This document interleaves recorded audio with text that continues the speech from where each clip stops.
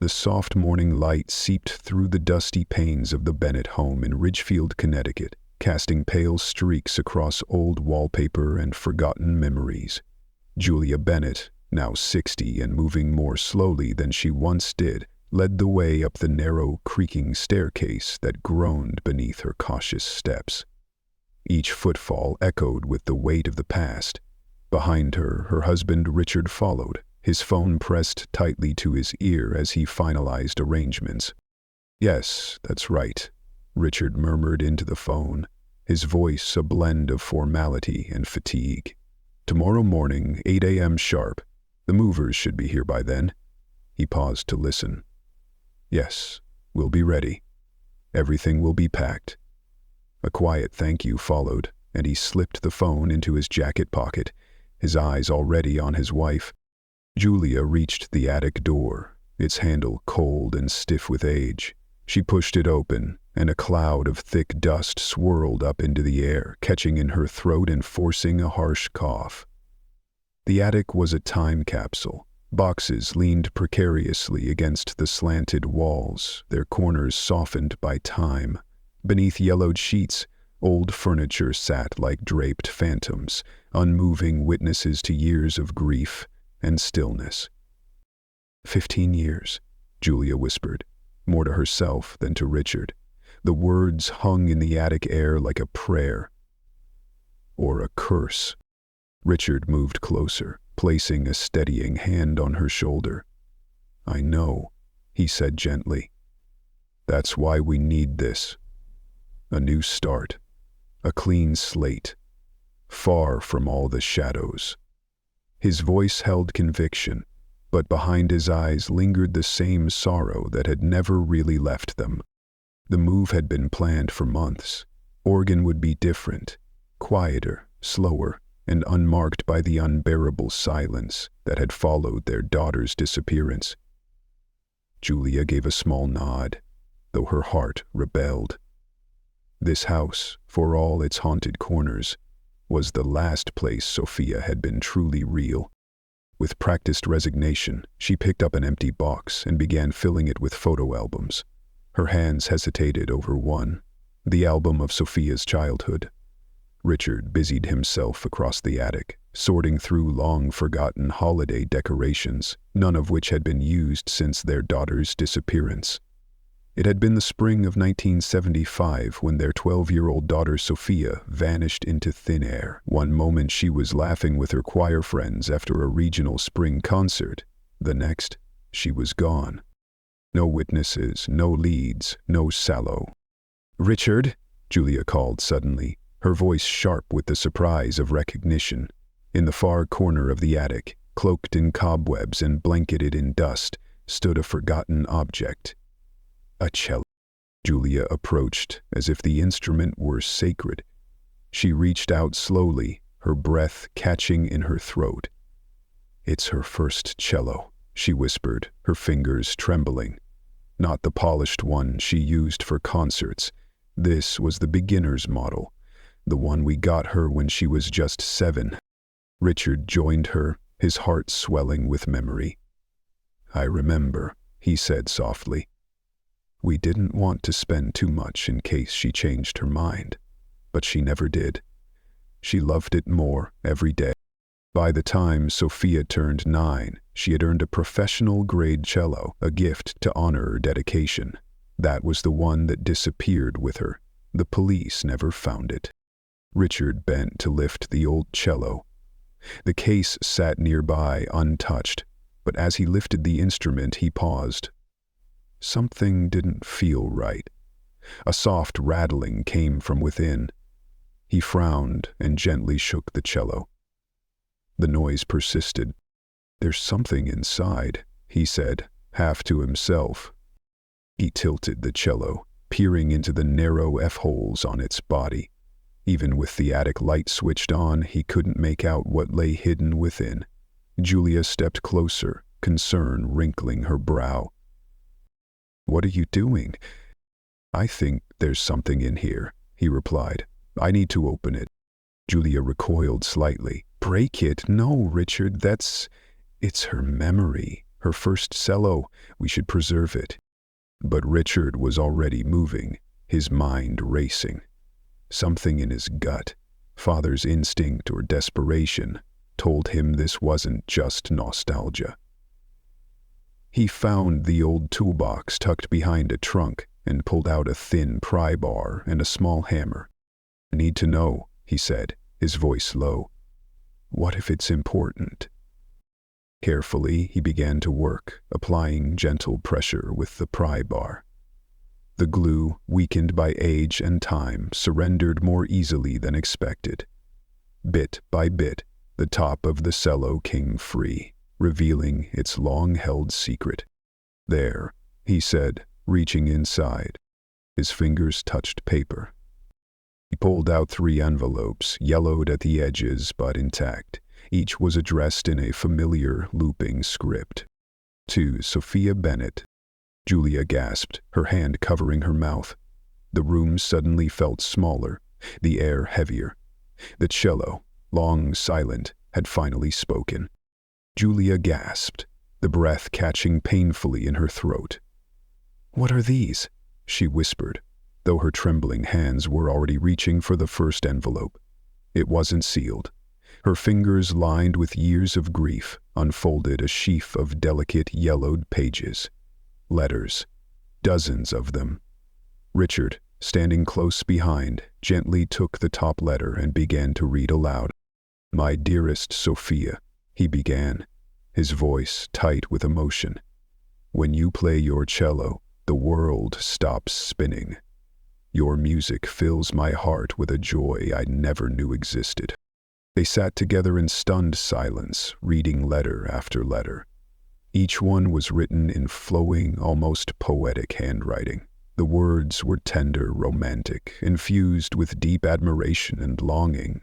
And yet, every single letter ended the same way, signed only with the word love and a hand-drawn sketch, an elegant heart, entwined with a single blooming rose. But there was no name.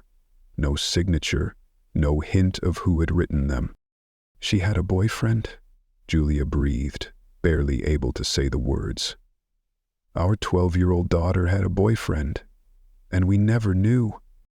Richard's brow furrowed in confusion, the unease growing in his chest. "This doesn't make sense," he muttered. "Back then, in 1975, yes, it would have been taboo. But Sophia knew I wouldn't have minded if she had male friends. I told her that.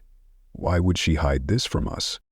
Julia turned to him, eyes brimming with a mother's regret. "Because I told her no boyfriends, not until college. I was firm, Richard. I thought I was protecting her. I wanted her to stay focused. On school, on music. She never challenged my rules, not once." Her voice cracked and she looked away, the guilt pressing down like a lead blanket. She must have hidden the letters because she knew I'd disapprove. And then, a darker thought struck her. Her eyes met Richard's. What if this boy had something to do with her disappearance? Richard stiffened. "Julia, don't jump to conclusions. We don't know anything yet." But her mind was already racing. Without another word, Julia turned and hurried down the attic stairs. Her hands shook as she reached the kitchen, pulling out her phone and dialing the number that had once filled her dreams with desperate hope. After 3 rings, a deep voice answered. "Detective Darnell?" "Detective, it's Julia Bennett." A pause. "Mrs. Bennett, how can I help you?" "We found something," she said quickly. "Love letters. Hidden in Sophia's old cello. She had a boyfriend we never knew about." "Love letters?" His tone was unreadable. "Did you read them? "No," she admitted. "They're actually quite beautiful. But don't you think this could matter?" There was a sigh on the other end. "Mrs. Bennett, teenagers hide love letters from their parents all the time. Unless there's something clearly dangerous in them, I can't reopen the case based on that alone. You're welcome to bring them in, but I wouldn't get your hopes up." Julia stood still, the wind knocked from her. "I see. Thank you, detective. She ended the call and slowly returned to the attic. Richard looked up from the floor where he still sat among the letters. What did he say? He wasn't interested, she said bitterly. Apparently love letters from a missing 12-year-old aren't enough. I told you not to get your hopes up, Richard said, gently. But Julia's resolve only hardened. I'm taking them anyway. Someone has to listen. She moved toward the staircase. I'll drive to the station myself. Richard glanced at her, concern deepening. Okay, but don't be too long. I still need your help packing, and Julia, he hesitated, nodding at her worn floral dress. Maybe change first. That dress has seen better days. Julia looked down, running her hands over the faded fabric. I love this dress, she murmured. Sophia always said I looked like a garden fairy when I wore it. She gathered the letters, tucked them carefully into her purse, and headed for the front door. As she slid into the car and started the engine, she couldn't shake the sense of urgency building in her chest. At the red light on Maple Street, she reached into her purse and pulled out another letter. Her eyes scanned the elegant script. My beloved Sophia, yesterday when you played Elgar's concerto, I felt my soul lift from my body and dance with yours. Julia's hands trembled. Who was this person? Why didn't he come forward? Why vanish like a ghost when Sophia disappeared? The light turned green. She put the letter away and continued driving. St. Catherine's had been a girls-only school. The only time Sophia regularly interacted with boys was during her cello practice at the Ridgefield Music Academy. The memory struck her sharply, and then it clicked. The academy was just ahead the same road as the police station. Without hesitation, she turned into the freshly paved parking lot. The building had changed, modern, glass-walled, sleek, but memories clung to its corners like ivy. Inside, a young receptionist greeted her with a smile. Good morning. Can I help you? I'd like to see Gregory Hale, Julia said. He was my daughter's cello teacher. He's in session right now, but he'll be done in about 10 minutes. I can walk you to his room if you'd like. The hallway was alive with music. Fragments of piano, violin, and flute melodies floated through the doors. When they reached room 12, the receptionist gestured to a row of chairs. He'll be out shortly. Julia sat, but restlessness clawed at her chest. The letters seemed to burn inside her bag. Unable to sit still, she stood and paced. Curiosity overwhelmed her, and she peered through the door's small window. There he was, Gregory Hale, older now, his once dark hair silver but unmistakable. He spoke gently to a teenage girl, placing her cello in its case. Julia watched as he reached into his briefcase, pulled out a white envelope and a pen, and slipped both into the girl's bag. I've put your report card in there, he said. Read the card when you get home. Consider what I wrote. Something about the gesture sent a cold shiver down Julia's spine. The hand on the shoulder, the insistence to read it alone, but she forced the unease away. Her focus was on Sophia. The girl exited, her cello case slung over one shoulder. Gregory followed, finally noticing Julia. Recognition dawned slowly. Monsieur's Sophia's mother. Julia Bennett, she said softly. Of course, he replied. What brings you back here after so long? We're moving. Tomorrow. Across the country, Julia said. Her voice was tight. But this morning, we found something. She pulled the letters from her purse and handed one over. Gregory read it silently, his expression unreadable. After a long pause, he returned it. I'm afraid I can't help. It's been so long. Sophia mostly spent time with other girls. If she had a close male friend, I don't remember. She went to St. Catherine's, Julia reminded him. Ah, right. Girls only. Julia didn't press, but something in her gut whispered that Gregory knew more than he was saying. Gregory paused, his eyes flicking toward the hallway as if gauging how much time he had left. "You know," he said, "students from the girls' and boys' schools often mingled after class. The campuses were separate, but they shared a fence line. Parents used to mention their kids hanging out after practice." Julia nodded, absorbing the information. It made sense.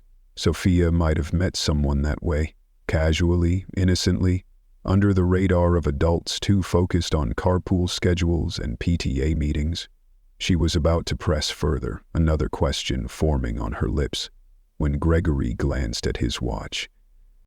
"I'm terribly sorry," he said, his tone suddenly brisk, "but I need to go. I've got a flight to Vermont in a few hours. I'm playing a solo performance at a wedding tomorrow." "Oh, how lovely," Julia offered, trying to mask her disappointment. "What kind of event?" He chuckled, though it sounded forced. "Nothing glamorous. Just a private wedding gig. Pays well." And with a polite nod, he turned and retreated back into the classroom, leaving Julia standing alone with questions hanging in the air like unfinished notes. Back in the reception area, the auburn-haired receptionist greeted her with a smile.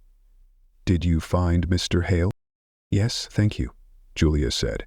"Actually, could I ask for one more favor? Can you look up Sophia Bennett's class roster from 1975? I'd like to see which students she studied with."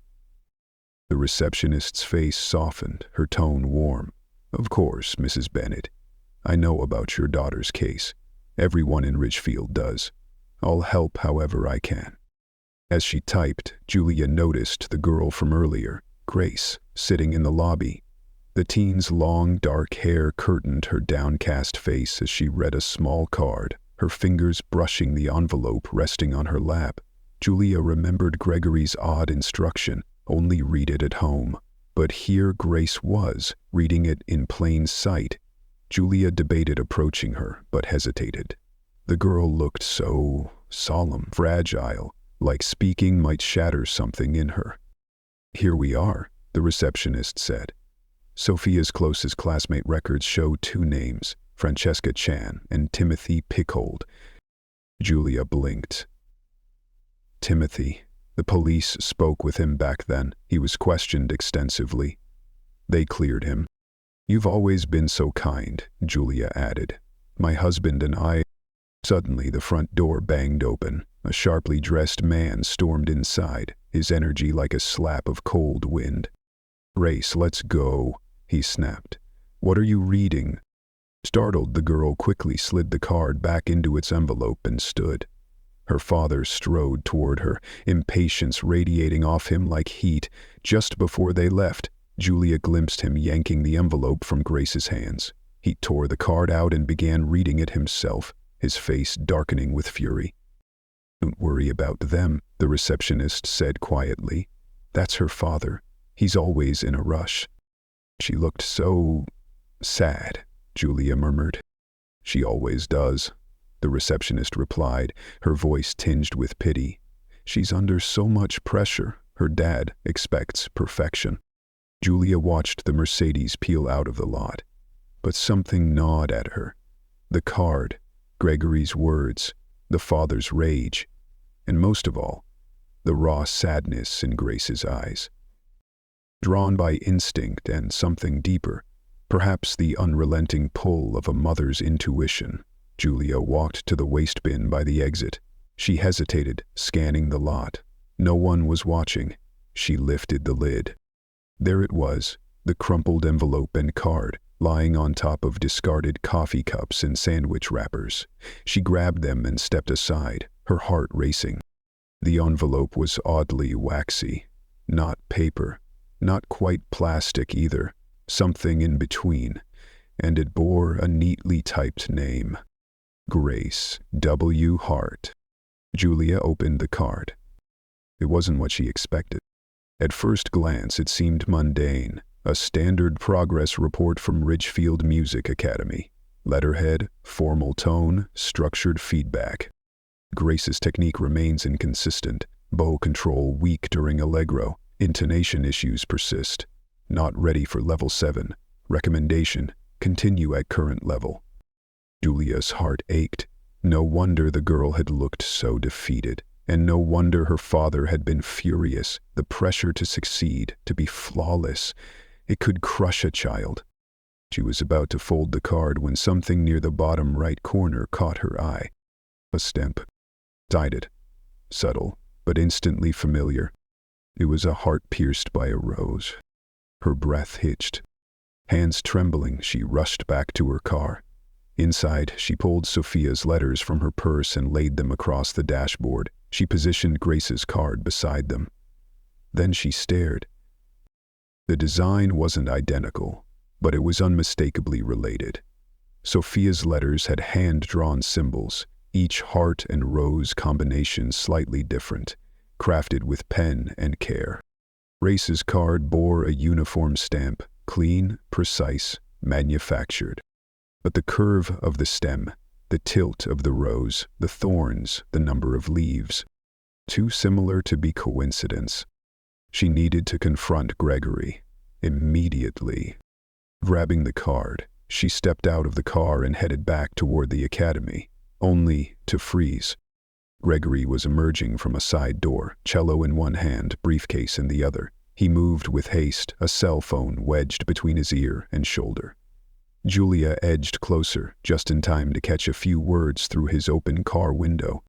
"Yes, I'm coming now, prepare her." He slammed the trunk, leapt into his silver BMW and peeled out of the parking lot with a squeal of tires. Julia stood motionless, the card still clutched in her hand. Repair her. The phrase echoed ominously in her mind. She returned to her car, head swirling with thoughts she didn't want to entertain but couldn't ignore. The stamp, the strange behavior, the similarities, the past inching closer to the present. "You're being paranoid," she muttered. "Gregory Hale is a respected teacher, he wouldn't—" But the voice of reason clashed with something stronger, gut instinct, sharpened by 15 years of unanswered questions. She looked once more at the stamp. Then she turned the ignition key. She would go to the police station, now, before she doubted herself again. Maybe Detective Darnell would finally see what she had. Maybe, this time, someone would listen. Julia tightened her grip on the steering wheel as she left the Ridgefield Music Academy behind. "Don't get your hopes up," Richard had said. But hope was the only thing she had left. A fragile thread, perhaps, but the only thread still leading her toward the truth. She glanced down at her purse where Grace's card now rested beside Sophia's letters. The heart and rose symbol, so eerily familiar, pressed against the edge of her thoughts like a whisper from the past. The town passed by in a quiet blur. Neatly trimmed lawns, white fences, children's bikes leaning against porches.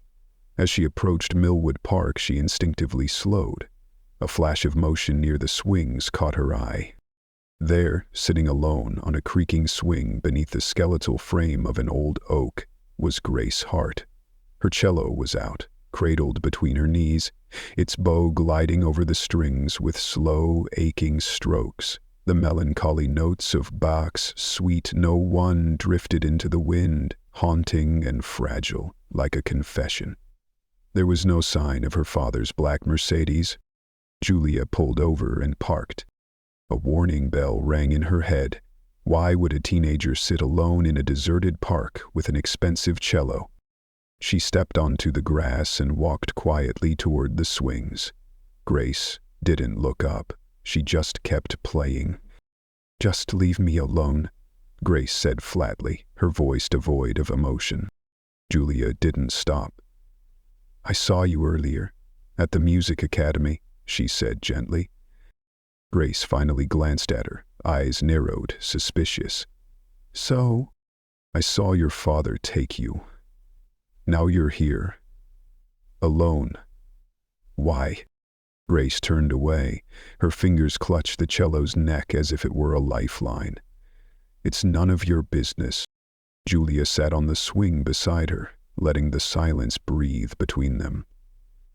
"My daughter played that piece too," she said softly. She said it made her feel like she was speaking to God. For a moment, Grace's hardened expression cracked. Her bow paused on the strings. "My dad dropped me off here," she muttered after a pause. "We had a fight." "What about? What do you think?" Grace scoffed bitterly. "My playing. I'm still stuck at level 6. Every other girl has moved on, and I'm just stuck. He says I'm wasting his money, wasting my life." "That must be hard," Julia said gently. Grace laughed, a sharp, joyless sound. "He said maybe it was time I started those private sessions with Sir Gregory. That's how girls get into the Starlight Daughter Club. Ever heard of it?" Julia frowned.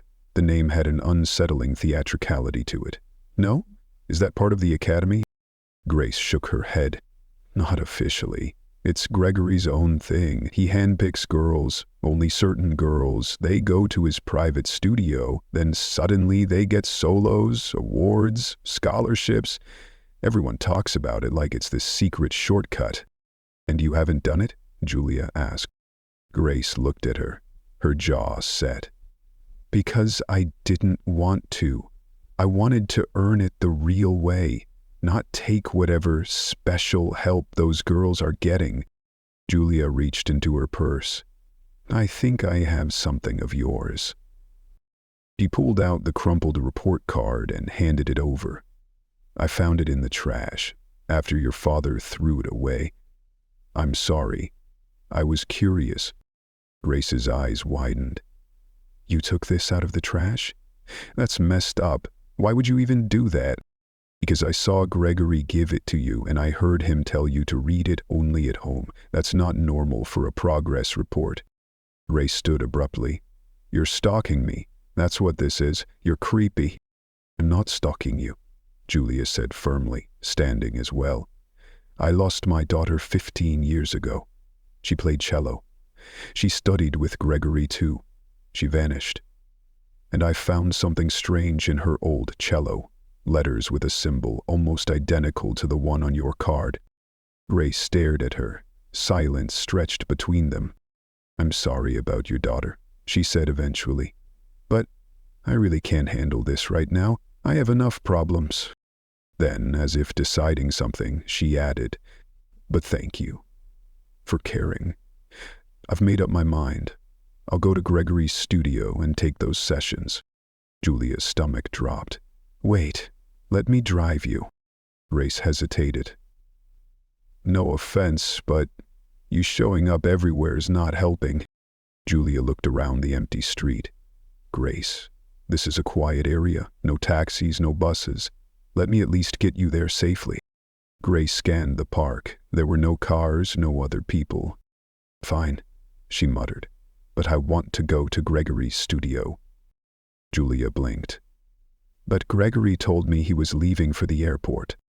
Grace frowned. "That's weird. He told me I could come today if I changed my mind. He said it clearly." A chill ran through Julia. Why would he lie? "Maybe his flight's later," Grace said. Julia shook her head. "You should talk to your father first." "No way," Grace snapped. "He'll just tell me I ruined everything by waiting too long." Julia sighed. "Okay, if you're going, I'm going with you. And I'm staying. Afterward, I'll drive you home." As they walked toward Julia's car, she paused at a payphone on the corner. "Let me call my husband first." Richard answered quickly. "Julia? What's going on? We have so much to do." "I know," she said quietly. "But this might be important." She hung up before he could respond. Grace was already waiting by the car, her cello slung on her back. "Thank you," the girl said as Julia opened the door. "For not leaving me there." "No child should be left alone when they're hurting," Julia replied. Grace gave her Gregory's studio address, 47 Woodland Drive. As they drove, Julia noticed how the houses grew larger, more isolated, tucked behind trees and long gravel drives. The sun had begun to dip behind the horizon, painting the road in amber light. "That's it," Grace pointed. "Number 47. They turned onto a winding drive leading to a grand villa. Ornate columns, manicured hedges, a sprawling lawn. Gregory's silver BMW sat in the driveway next to a white van.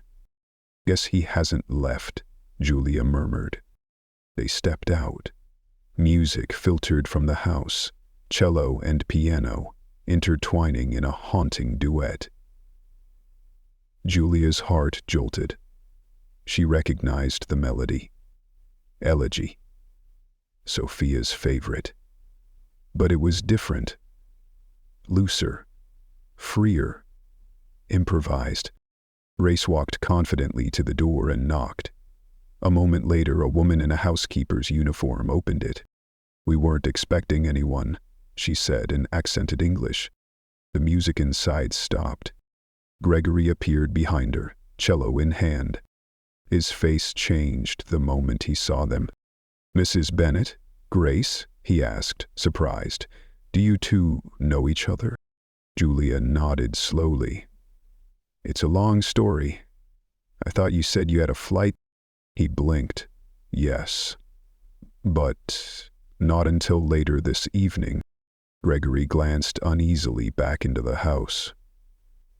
"I still have a student inside," he said, smoothing his tone. "Would you mind waiting just a few minutes?" He gestured toward the hallway. The housekeeper stepped aside with a practiced politeness, and Gregory led them past a row of framed concert programs and professional portraits. The hallway felt like a gallery, a shrine built to talent and legacy. Too pristine, too curated. He opened a door to what had once clearly been a bedroom, but had since been converted into a quiet waiting room.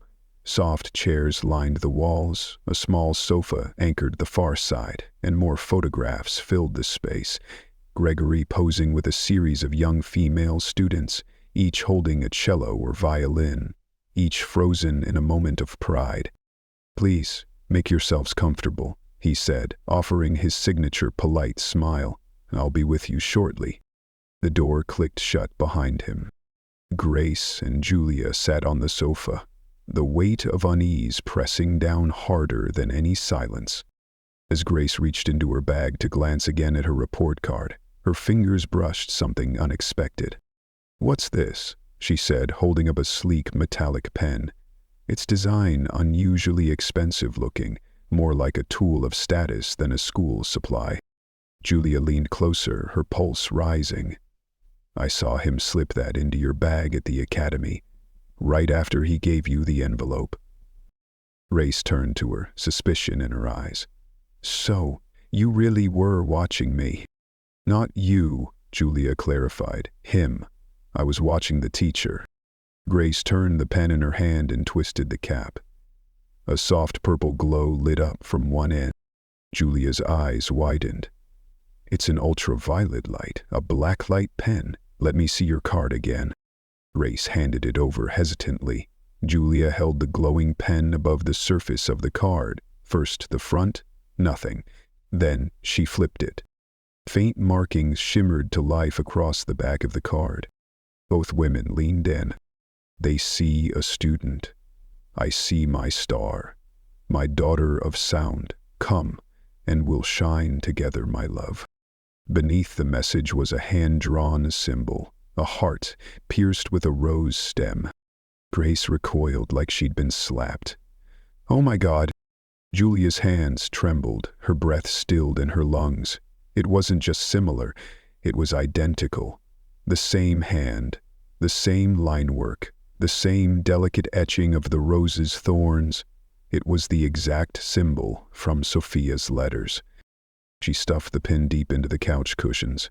"Put the card back in your bag," she whispered urgently. "Now." Grace obeyed, her face pale. "This is twisted," she murmured. "If he wrote that." "He did," Julia said, voice low, "and we need to get out, right now." "What do we do?" Grace whispered, panic fluttering in her throat. "We tell him you're not ready, that you'll come back another time. Once we're out, we call the police." Before Grace could answer, the door opened. Gregory returned, smiling too easily.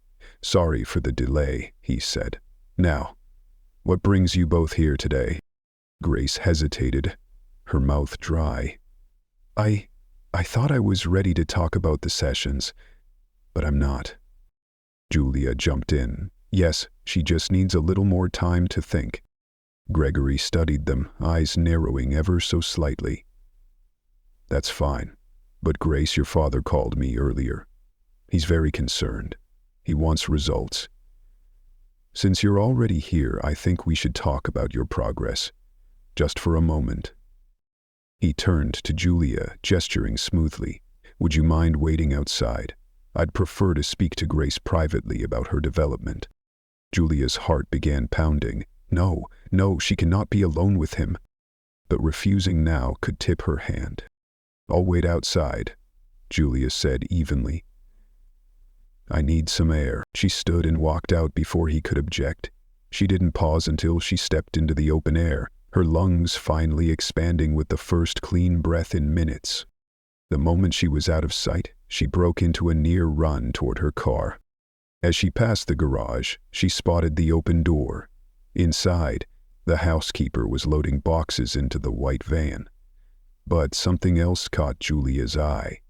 Taped to the van's back window was a large promotional poster.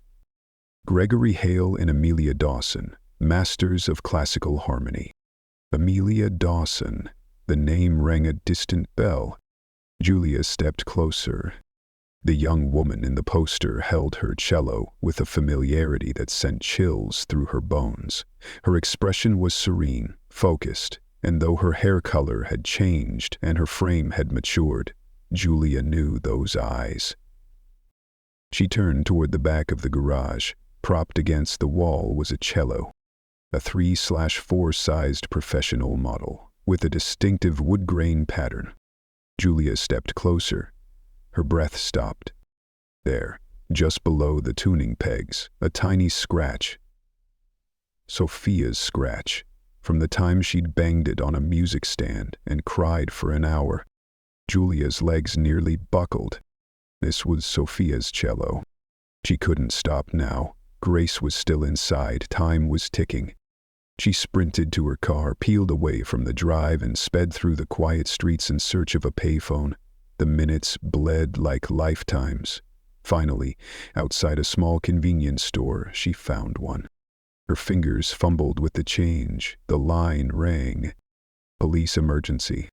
"This is Julia Bennett," she gasped. "I need officers at 47 Woodland Drive now. I believe Gregory Hale has been grooming girls. We found a hidden message on a report card, the same symbol that was in my missing daughter's letters. I think he kidnapped her 15 years ago, and he's with another girl right now, Grace Hart. She's in danger." The dispatcher confirmed the address and dispatched officers. Julia gave her husband's contact info, slammed the phone down, and flew back to the car. Every red light clawed at her nerves. She turned onto Woodland Drive just as Gregory stepped out of the house. He was dragging someone. A young woman, limp, dazed, her limbs slack and uncoordinated. He gripped her elbow with urgency, guiding her toward the van. Her legs buckled. She crumpled to the ground. Julia leapt from the car. "What's wrong with her?" she shouted, racing toward them. Gregory turned, startled. "She's fine, just tired, overworked. You can't move her like this. She needs help." The housekeeper appeared, clutching a bottle. "Mr. Gregory, Amelia needs her sugar." "Be quiet," he snapped. Julia pulled her purse open. Her emergency glucose tablets. She always carried them, for Richard, for Sophia. She dropped to her knees and cradled the girl's face. As she slipped the tablet into her mouth, her breath caught that face. Even through the years, even through the fog of time and trauma, it was her. It was Sophia. "Sophia," she whispered. The woman stirred. Her eyes flickered open. She looked at Julia, then her dress. "Mom?"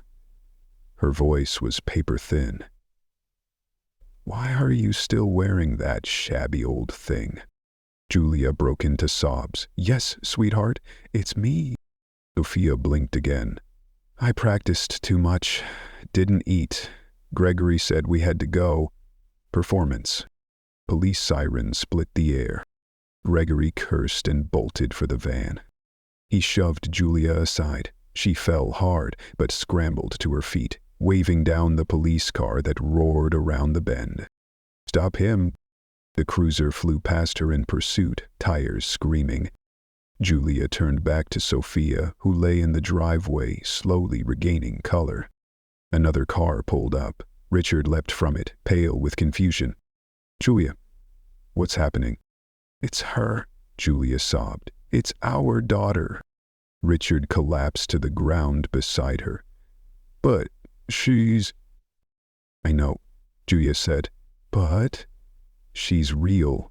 She's alive." A detective's car screeched to a stop.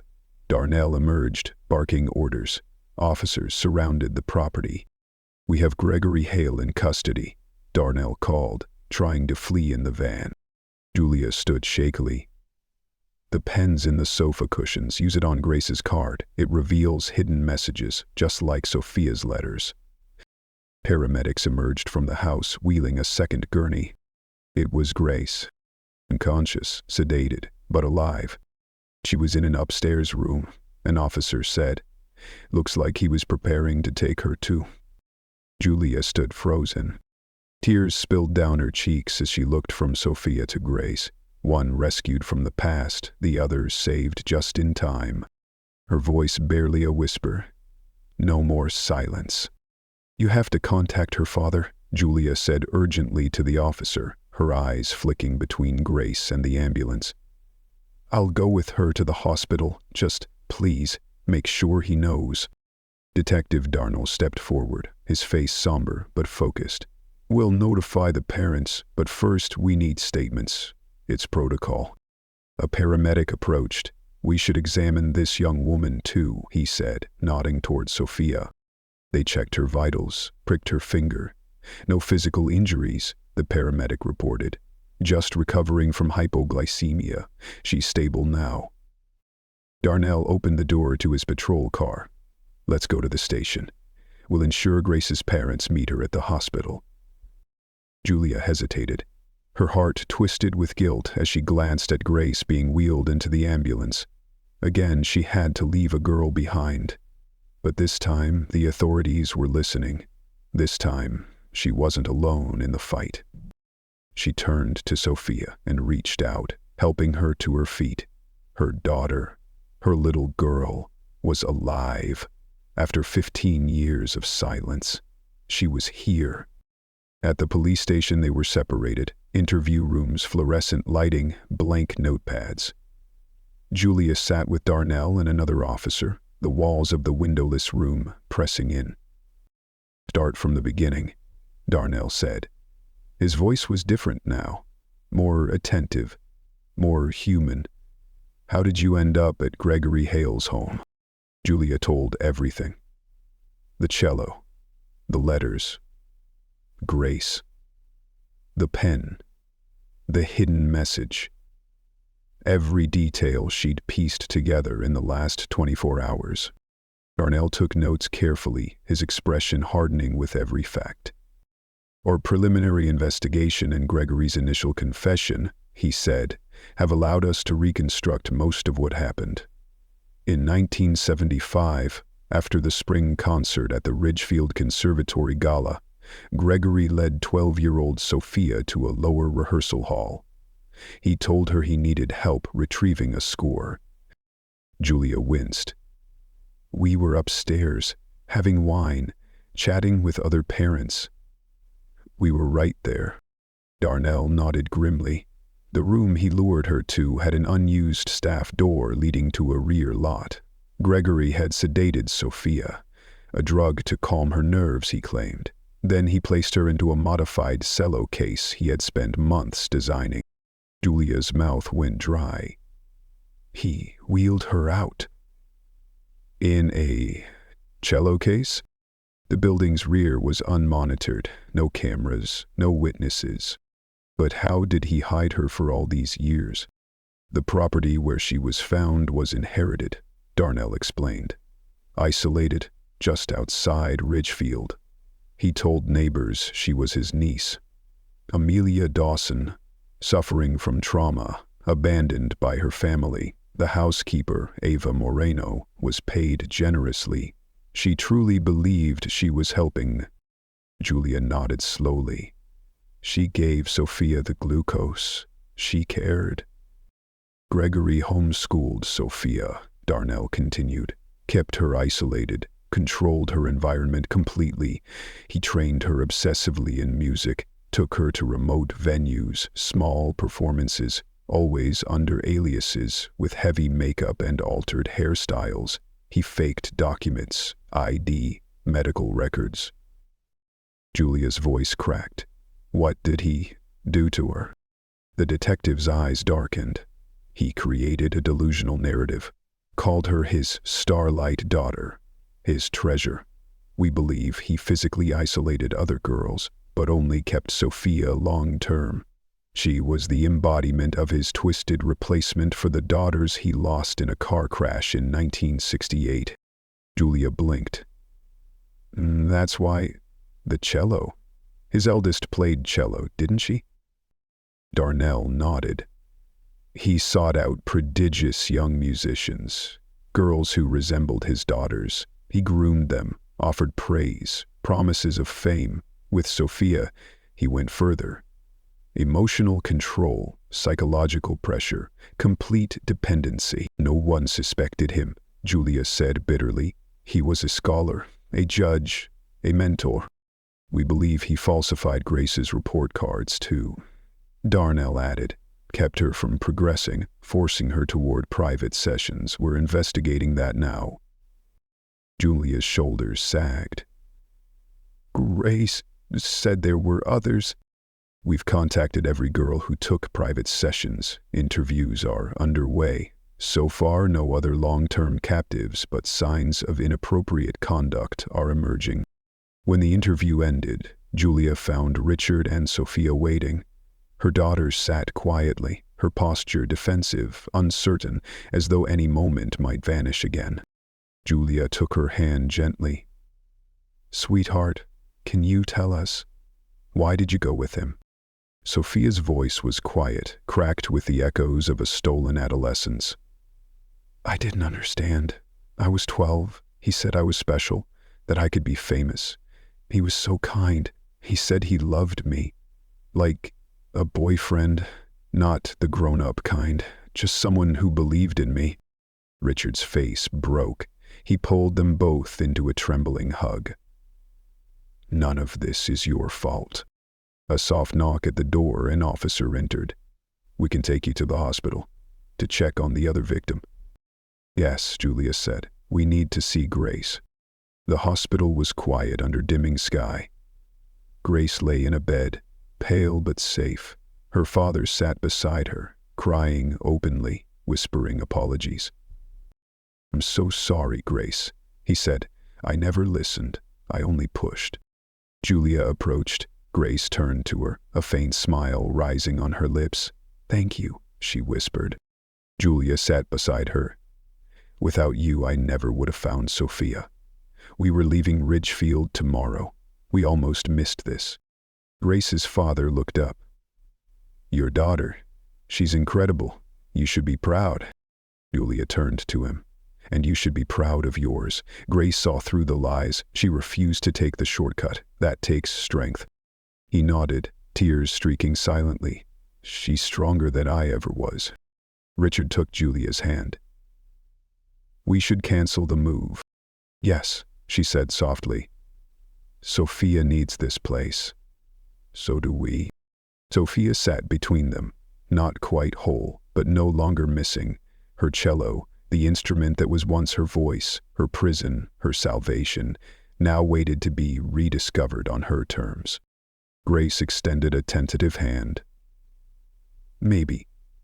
One day, when we're ready, we can play together. Real music. Sophia nodded, quiet tears slipping down her cheeks. I'd like that. Julia watched the two girls, one 16, the other 27, both shaped by the same man's shadow. 15 years lost, 15 years that should have been filled with youth, laughter, mistakes, and joy. Now those years would begin again, reclaimed.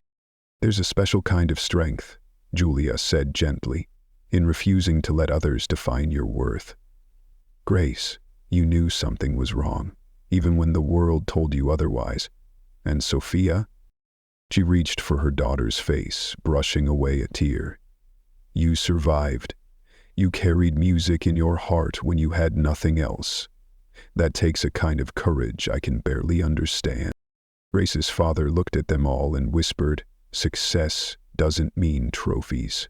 It means truth." And my daughter had it all along. As the room held them in stillness, a new beginning quietly bloomed. There would be therapy, yes, trials and questions, healing that took years. But they would not walk alone anymore. The letters that lay hidden inside a forgotten cello had waited for 15 years, not to tell a story of love, but to unveil a predator's carefully spun fantasy. And in revealing that truth, they had done what Gregory never intended. They had set his victims free.